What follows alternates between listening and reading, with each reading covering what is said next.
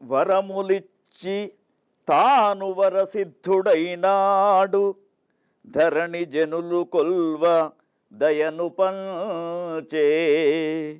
నాయకుండు ధర వినాయకుడయ్యరా, చిత్తగింపుమయ్య శ్రీ గణేశ.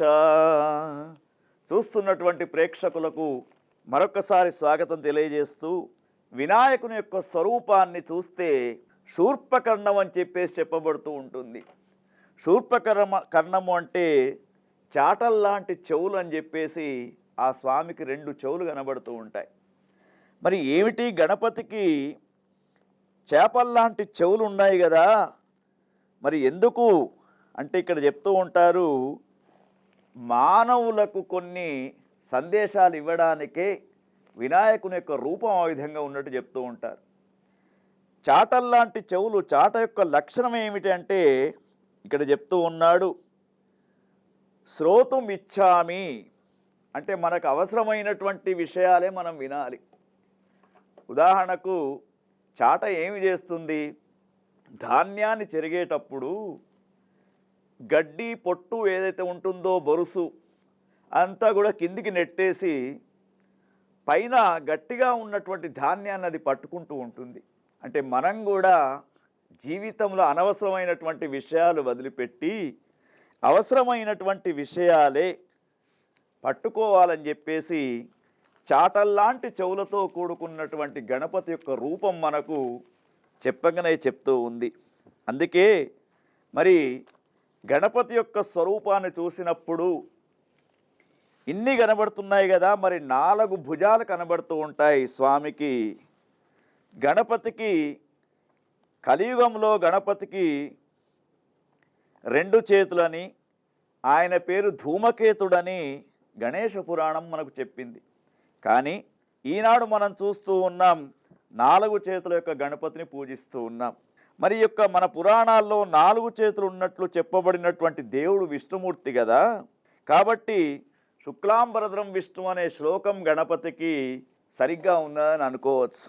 అటువంటి మరి ఆ యొక్క స్వామి ఇన్ని రకాలుగా ఉన్నటువంటి అతనికి పొట్ట ఎట్లా ఉంటుందంటే లంబోదరుడు. లంబోదరుడు అంటే అనంత కోటి బ్రహ్మాండాలు తన యొక్క ఉదరంలో దాచుకున్నటువంటి విషయాన్ని చెప్తూ ఉంటాడు. అటువంటి వినాయకుడు లంబోదరుడు అంటే పొడవైనటువంటి ఉదరం కలవాడని అర్థం. అటువంటి వినాయకుడు మరి ఇంత పెద్ద శరీరంతో ఉన్నటువంటి అతడు మూషక వాహనం, ఎలుకను వాహనంగా చేసుకున్నాడు. ముషస్తేషే అనే ధాతువు నుంచి మూషక శబ్దం పుట్టింది. మరి ఈ ముష అనే సంస్కృత పదానికి దొంగలించడం అనే ఒక అర్థం ఉంది. కాబట్టి అంటే ఏ రైతన్నలకు పంటలనిచ్చే ఆ సౌభాగ్యం అయితే ఉంటుందో అది దోచుకునేది ఈ యొక్క ఎలుకలు. కాబట్టి వాటిని నివారించడానికి తన యొక్క వాహనంగా చేసుకున్నాడని చెప్పేసి చెప్పడం ఒక రకంగా ఉంటూ ఉంటే, మరి ఆ యొక్క గణపతి యొక్క వాహనం అంత చిన్నగా ఉన్నప్పటికీ కొన్ని పురాణాల ఆధారంగా చెప్తూ ఉంటారు గణపతి యొక్క వాహనం ఎలుక, కానీ స్వామివారికి సింహం, నెమలి, సర్పం కూడా వాహనాలే అని ముద్గల పురాణంలో మనకు చెప్పబడుతూ ఉంది.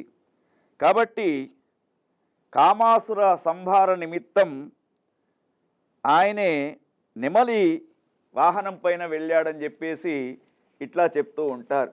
కాబట్టి గణపతి యొక్క ఆకార విశేషాలను చూసినప్పుడు ఇతడు ధరించేది నాగ యజ్ఞోపవీతాన్ని ధరిస్తాడు. ఆ యజ్ఞోపవీతం ఏదైతే ఉంటుందో అది నాగ సర్పం యొక్క యజ్ఞోపవీతంగా చెప్పబడుతూ ఉంటుంది. అంటే మరి మనకు జ్యోతిష్శాస్త్ర ప్రకారంగా జాతకంలో ఒకవేళ సర్పదోషాలు ఉన్నా కూడా గణపతి ఆరాధన చేస్తే పోతాయని చెప్పేసి గణపతి నాగ యజ్ఞోపవీతధారి కావడం చేత కర్కోటక అనంత వాసుకి అక్షకాది నవనాగులను విభూషణాలుగా ధరించాడు. కాబట్టి విష ప్రవృత్తి ఉన్నటువంటి సర్పాలనే తన యొక్క మరి యజ్ఞోపవీతాలుగా ధరించాడు. కాబట్టి విషస్వభావం ఉన్నటువంటి మానవులను దూరం చేస్తాడు, వాళ్ళ యొక్క గుణాలను దూరం చేస్తాడని చెప్పేసి ఈ విధంగా. మరి ఇంకొకటి కూడా ఉంది, వినాయకుడు బ్రహ్మచార్య వివాహం చేసుకున్నాడా అనేది కూడా మనకిక్కడ కొంత సంశయంగా కనబడుతూ ఉంది.